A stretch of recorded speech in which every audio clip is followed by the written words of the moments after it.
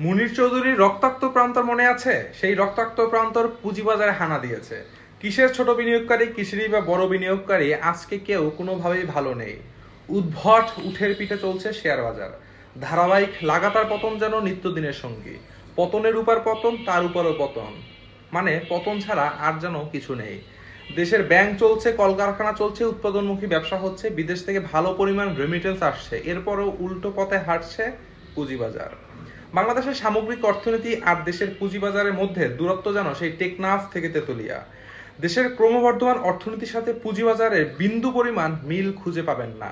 মরুভূমির মধ্যে যেমন মাঝে মধ্যে মরীচিকা দেখা যায়, ঠিক তেমনি স্টক মার্কেটে সেই আশাটুকু বিনিয়োগকারী দেখতে পাচ্ছে না। হতাশা, আতঙ্ক এবং ক্ষোভের প্রতিফলন প্রতিটি বিনিয়োগকারীদের মধ্যে বিরাজমান।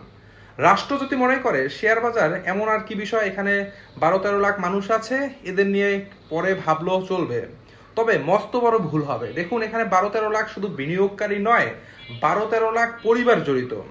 পরিবারের কর্তা ভালো না থাকলে পরিবারের কেউ ভালো থাকতে পারে না। বাজারে মূল সমস্যা একটা, তা হচ্ছে আস্থার সংকট, যা একজন যোগ্য নেতার পক্ষে তুড়ি মেরে অর্জন করা সম্ভব। লাখো বিনিয়োগকারী সেই কাণ্ডারির অপেক্ষায়।